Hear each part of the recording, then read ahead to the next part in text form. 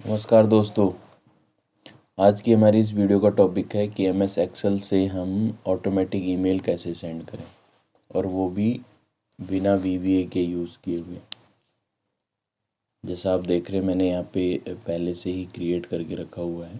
तो सपोज़ मेरे को राजेश कुमार इनको मेल भेजनी है। बेसिकली यहाँ जो मैं ईमेल भेज रहा हूँ वो जनवरी 20 का उनका जो सेल टारगेट था उसके केस में जो उन्होंने एक्चुअल अचीव किया उसके बेस पे भेज रहा हूँ। जब आप देखेंगे तो यहाँ मैं सेंड ईमेल पे क्लिक करता हूँ तो ये ऑटोमेटिकली ईमेल पे ले जाता है। यहाँ पे ये जो मुझे देता है 2 के अंदर वह ईमेल आईडी है जो यहाँ पे मैंने ईमेल आईडी में दे रखी है। सीसी में जो इनके रीजन हेड है उनकी ईमेल आईडी है। साथ में जो बॉडी टेक्स्ट इसके अंदर है वो जो मैंने कस्टमाइज़ किया उस हिसाब से इसमें यहाँ पे आ रहा है। तो इस तरीके से सिंगल क्लिक पे हम एमएस एक्सेल से ईमेल क्रिएट कर सकते हैं। इसमें यहाँ पे आप देख रहे हैं कि जो एक्चुअल है उसके बेस पे सपोज़ मैं इसको देखना चाहूँ तो कितना उसने एक्सीड किया उसकी कॉस्ट भी ये दे रहा है। अब एक एग्जांपल चेक कर लेते हैं जिसमें उसने सेल कम की हो। सपोज़ मैं इसका एग्जांपल लेता हूँ। जब मैं इस पर क्लिक करता हूँ तो ये केवल एक मोटिवेशनल ईमेल लिखता है। इसके अंदर बाकी सेल की डिटेल वो नहीं देता, जबकि जो मैंने पहली ईमेल आपको दिखाई है एक बार दोबारा चेक कर लेते हैं। ये बेसिकली कंग्रेचुलेसन ईमेल है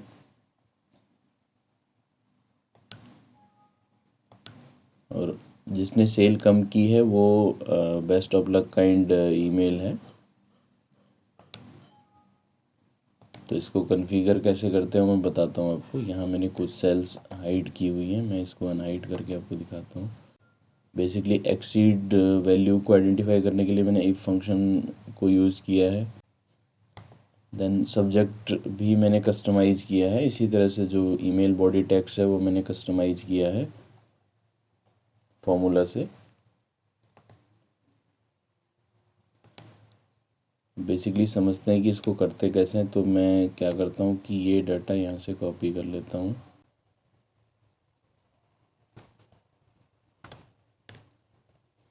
यहाँ पे मेरे को ये डाटा मिल गया।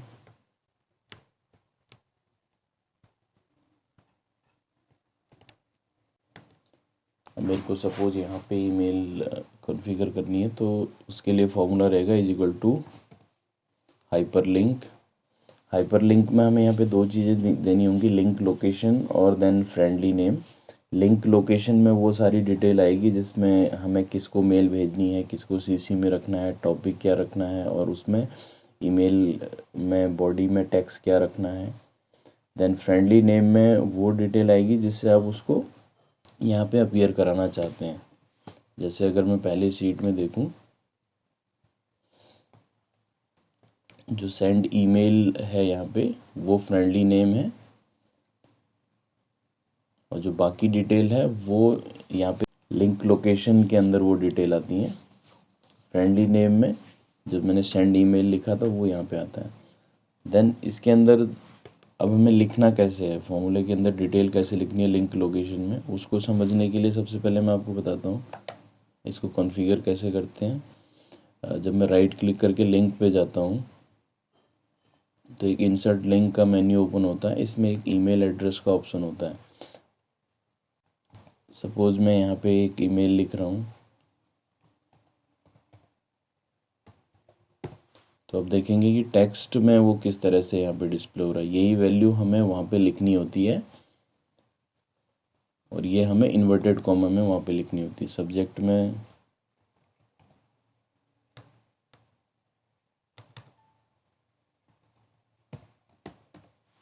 तो अब देख रहे हैं जब किसी को मेल भेजनी है तो वो लिखना है मेल टू, देन कॉलन, फिर मेल आईडी।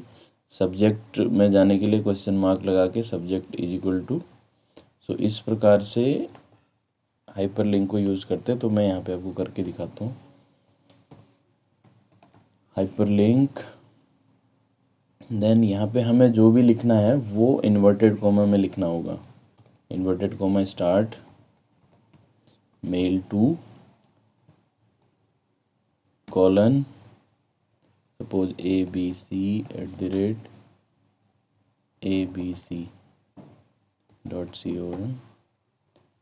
देन अब मेरे को सब्जेक्ट लिखना है तो question mark subject is equal to inverted comma close. इसके बाद फ्रेंडली नेम भी हमें इन्वर्टेड कॉमा में ही लिखना होगा। सो अब यहाँ पे ईमेल जो मैंने फ्रेंडली नेम में लिखा था वो यहाँ पे दिखाई दे रहा है। अब इसको क्लिक करके देख लेते हैं। तो आप देख रहे हैं इसने ईमेल यहाँ पे ओपन की है, जिसमें मैंने 2 में जो वैल्यू लिखी थी वो आ रही है और सब्जेक्ट के अंदर सैंपल लिखा हुआ आ रहा है। अब बात करते हैं कि इसको कस्टमाइज़ कैसे कर सकते हैं। कि ये अगर मैं इसको ड्रैग करूँ, सपोज़ मैं यहाँ ड्रैग कर देता हूँ, तो पहले और दूसरे वैल्यू में कोई डिफरेंस नहीं रहेगा। बट हमें यहाँ पे क्या चाहिए कि हर सेल में अगर मैं क्लिक करता हूँ तो बेस्ड ऑन जो यहाँ पे कंटेंट है वो चेंज हो। तो इसको एडिट करते हैं। जहाँ पे मेल टू लिखा है यहाँ पे मुझे मेल आईडी फ्लेक्सिबल चाहिए, तो पहला इन्वर्टेड कॉमा बंद हो जाएगा मेल टू का। देन एंड अब मेरे को यहाँ पे सेल रेफरेंस देना होगा, तो सेल रेफरेंस मैंने ये दे दिया जिस सेल में ईमेल आईडी है, और एंड लगा के फिर इन्वर्टेड कॉमा स्टार्ट हो जाएगा। जहाँ पे हम इधर वैल्यू लिखेंगे उससे पहले इन्वर्टेड कॉमा स्टार्ट होगा। तो अब इसको ड्रैग करके देखते हैं।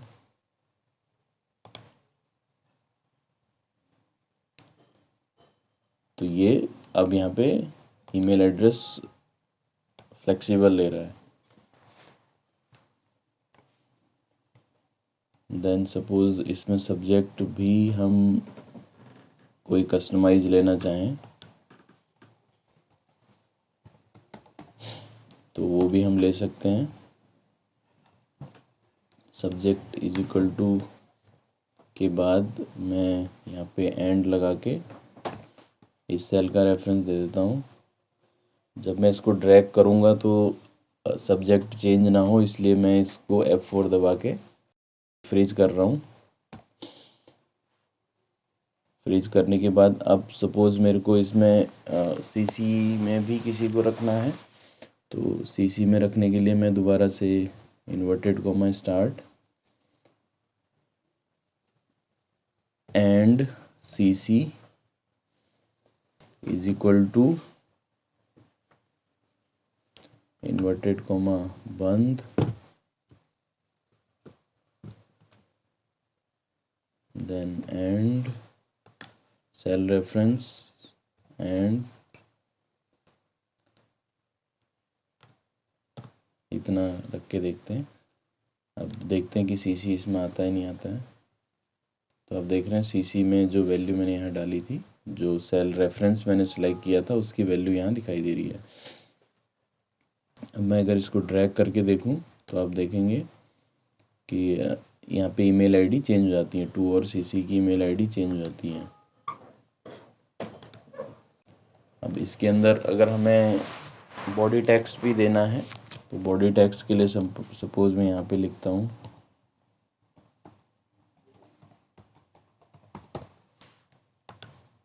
आप इसको फ्लेक्सिबल भी रख सकते हैं। मैं अभी यहाँ पे फिक्स रख के आपको दिखा रहा हूँ।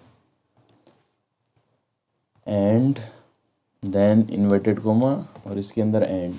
इस एंड का फंक्शन बेसिकली ये है कि इस सेल का जो हमने रेफरेंस दिया है उसको ये सेल रेफरेंस में ही रहने देगा, यहाँ पे एब्सोल्यूट वैल्यू में कन्वर्ट नहीं करेगा। और जो इन्वर्टेड कोमा के अंदर एंड लिख रहे हैं उसके अंदर यहाँ पे टेक्स्ट चेंज हो रहा है, हमें टेक्स्ट में स्विच करना है तो वो आ रहा है। जैसे यहाँ पे मैं लिखूँगा body is equal to inverted comma close then end, then ये मैंने सेल का रेफरेंस दे दिया। मैं इसको एब्सोल्यूट रेफरेंस रखना चाहता हूँ तो मैं F4 दबा के इसको फ्रीज कर रहा हूँ। इस तरीके से ये यहाँ पे क्लोज हो जाएगा। अब आप देखेंगे कि जो हमने यहाँ लिखा हुआ है इस सेल में, वो यहाँ पे बॉडी टेक्स्ट में लिखा हुआ मिलेगा। सो इस प्रकार से आप इसको कस्टमाइज़ कर सकते हैं।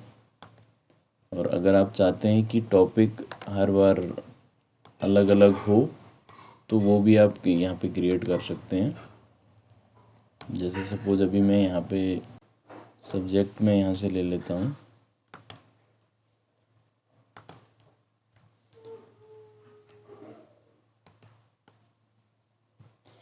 सब्जेक्ट में यहाँ पे ले लेता हूँ और जो सब्जेक्ट के लिए मैंने रेफरेंस यहाँ पे डाला हुआ है, इसको मैं ये सिलेक्ट कर लेता हूँ। तो अब आप देखेंगे जब मैं इस पर क्लिक करता हूँ तो ये मुझे सब्जेक्ट जो मैंने यहाँ डाला था वही मेरे को सब्जेक्ट यहाँ पे देता है। इसी तरीके से हम बॉडी टेक्स्ट भी कस्टमाइज़ कर सकते हैं। बॉडी टेक्स्ट को थोड़ा सा डिटेल में लेके देखते हैं।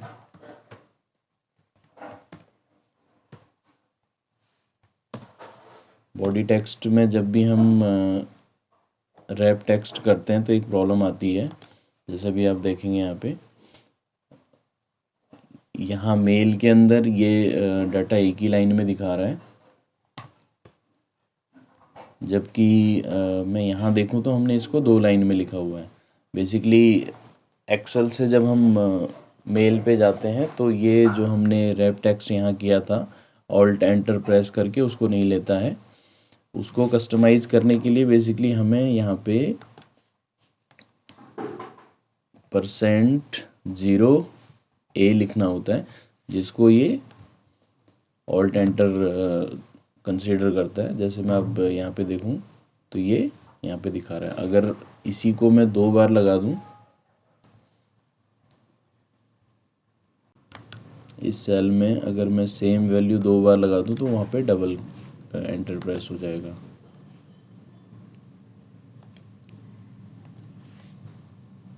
सो आप देख रहे हैं इसमें एक स्पेस बीच में और आ गया है। तो ये इस तरीके से काम करता है। इस प्रकार मैंने इसमें सब्जेक्ट भी कस्टमाइज़ किया हुआ है। आप इसको भी यहाँ पे ले सकते हैं।